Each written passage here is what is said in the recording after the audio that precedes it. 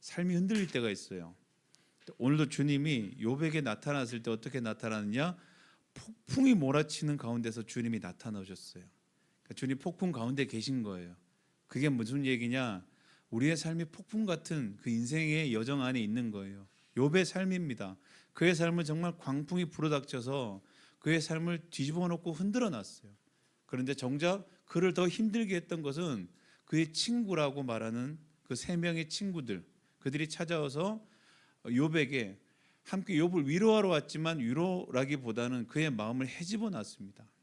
그의 마음이 이루 말할 수 없을 정도의 수치와 비참함 가운데 주저앉아 있을 때에, 그리고 그 삶, 그가 그렇게 변호했지만, 자신의 삶을 변호하고 자신의 이야기를 들어달라 했지만 아무도 들어주지 않는 그 가운데 그저 현실이 일어나는, 그의 삶 가운데 일어나는 일들을 통해서 그의 옳고 그름만이 판단되는 그때에, 너의 중심이 아무리 뛰어나도, 너의 중심이 아무리 주님께 붙어 있어도 네 현실이 그렇지 않느냐라고 말하며, 너의 삶이, 너의 지금 현실이 네 삶을 증명하고 있다고 끊임없이 그들이 조롱하며 이야기했던 그 이야기에 지쳐버렸을 때에, 그래서 그마저도 주님을 바라보는 것을 놓쳐버렸을 때, 그저 주저앉았을 때에 욥이 한탄합니다. 왜 나를 태어나게 하셨습니까?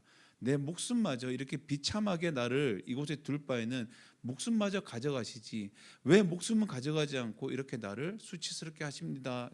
라고 주저앉아 있을 그때에 오늘 주님이 나타나셨습니다. 그리고 이렇게 얘기하십니다. 누가 그 무지하고 헛된 말로 내 지혜를 의심하느냐? 그리고 이렇게 얘기하죠. 허리를 동이고 허리를 묶고 대장보답게 일어서서 묻는 말에 대답해보라, 이렇게 얘기하는 거예요. 허리를 동인다라는 말은요, 띠를 띈다는 말과 같은 거예요. 힘을 준다라는 거예요. 버티고 서서 주님 앞에 똑바로 서서 대답해보라, 이렇게 얘기하는 거예요. 무슨 대답을 합니까? 내가 말하는, 내가 이야기하는 것에 너가 한번 고민해보라, 내가 얘기하는 것은 네가 한번 들어보라, 이렇게 얘기하는 거예요. 주님이 직접 이제 말씀하시는 거예요. 폭풍 가운데 나타나신 주님인데, 중요한 것은 우리 가운데 우리의 삶이 폭풍 안에서 흔들리고 있잖아요. 그런데 주님이 우리 가운데 요구하시는 거 이거예요. 굳게 서라, 똑바로 서라, 흔들리지 말라는 거예요. 세상의 흔들림 가운데, 무지하고 헛된 이야기 가운데 왜 흔들리느냐? 너는 똑바로 서라, 대장부처럼 서서 내 얘기를 들으라, 이렇게 얘기합니다. 폭풍 가운데 주님이 서서 우리 가운데 다가오시는 모습이 있어요. 복음서에 베드로가 그 무리를 건너 주님께 가죠. 주님이 계신 곳은 변함없이 흔들림이 없는데 내 삶은 흔들린다는 거예요. 그런데 오늘 주님이 흔들리는 우리 삶 가운데 주님이 말씀하시는 것은 이렇게 얘기해요. 허리를 묶으라는 거예요. 그리고 똑바로 서 있으라는 거예요. 주님이 그 얘기를 하실 때는 어떤 얘기입니까? 우리의 인생이 이 폭풍 가운데 무너지지 않는다라고 얘기하는 거예요.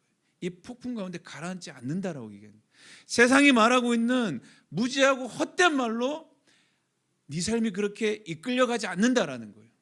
네 삶이 그렇게 판단받지 않는다라고 주님이 오늘 얘기하고 있는 거예요. 그리고 오늘 주님이 크고 비밀한 일을 보여주죠. 세상이 말하고 있는 무지함과 헛된 말 앞에 너희가 거기에 묶여가지고 같이 흔들리지 말라는 거예요. 너희를 향한 계획이 있고 너희를 향한 비밀이 있다고 주님 얘기하는 거예요. 욥에게 나타나신 주님은요, 한 가지를 요구하십니다. 굳게 서라. 욥이 굳게 서서 주님의 말을 듣기 시작한 거예요. 주님의 이야기를 듣기 시작한 거예요. 이 땅에 그 헛된 얘기들이에요. 이렇게 해야 보상받는다, 저렇게 해야 보상받는다, 우리가 이렇게 사는 것은 이렇게 하지 못해서 그렇다, 저렇게 하지 못해서 그렇다. 이 모든 얘기 앞에 흔들리고 주저앉고 무너지는 모든 가운데 주님이 그것을 넘어선 얘기를 우리 가운데 하십니다. 넘어선 이 모든 것들을 넘어서서 일하시는 주님을 얘기하시는 거예요. 결론적으로 이렇게 얘기해요. 욥이 갑절에 하나님의 은혜를 받기 전까지 끝나지 않아요. 그 가운데까지 주님께서 이끌어 가시는 거예요. 그때 우리가 요구되는 게 이거예요. 아무리 무섭고 두렵고 흔들리고 위협적이더라도 허리를 묶어라. 그리고 굳게 서라. 오늘 주님 말씀하시는 거예요. 예. 전신갑주를 복음서에서 얘기합니다. 그때 이런 얘기하네요. 진리의 띠를 띠라, 이렇게. 진리의 띠, 의의 흉배, 이렇게 얘기합니다. 진리의 띠. 그 띠를 동이라, 띠를 묶으라, 진리로 묶으라. 변함없는 진리. 주님이 말씀하시는 것을 온전히 우리가 받아들일 때 가장 필요한 것, 진리 앞에 우리가 허리를 묶고 온전히 서는 거예요. 온전히 서는 거. 누군가의 이야기가 우리의 마음 가운데 남아서 우리를 흔들 때가 분명히 있어요. 우리가 오해라는 걸 자주 할 때가 있어요. 왜 언제 오해합니까? 우리가 약해져 있을 때 오해해요. 우리의 마음이 약해져 있을 때 오해합니다. 자격지심이라 그래요. 저 사람이 저 한마디가 우리의 마음이 건강할 때는 오해가 되지 않아요. 흘려 넘을 수 있어요. 그런데 내 마음이 약해져 있거나 내 상황이 지금 너무나 누군가에게 보이기에 부끄러운 상황이 되어 있거나 어떤 여러 가지 내가 너무 낮아지고 약해져 있을 때요, 우리가 어떤 한마디를 듣잖아요. 고지고대로 듣지 못합니다. 오해를 하기 시작하고요. 그거에 대해서 우리가 발끈하기 시작해요. 주님의 진리의 얘기예요. 주님의 생명의 얘기예요. 그런데 그 생명의 얘기도 우리가 많이 약해져 있으면 우리는 그 말씀도 오해해요. 그 말씀 앞에서도 우리가 오해하고 주님을 오해할 때가 있어요. 그래서 주님 말하는 거예요. 무지하고 헛된 얘기에 네가 흔들리다 보니까 내 얘기에 귀를 기울이지 않는구나. 다시 한번 허리를 동이고 서라, 이렇게 얘기하는 거예요. 오늘 이 밤에 우리가 다시 한번 주님 앞에 섰으면 좋겠어요.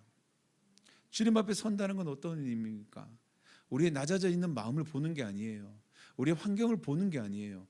흔들림 없이 변함 없이 서 계신 주님을 바라보는 거예요. 그 주님만 보는 거예요. 그 주님 앞에 그 어떠한 얘기도 우리가 판단하지 않는 거예요. 우리 주님의 이 말씀도 자꾸 판단하려고 그래요. 우리가 낮아져 있을 때는 자꾸 판단하려고 그래요. 우리의 마음이 흔들릴 때는 자꾸 그 말씀도 판단하려고 그래요. 아, 주님도 차별하시는구나. 아, 주님도 누군가만 좋아하시는구나.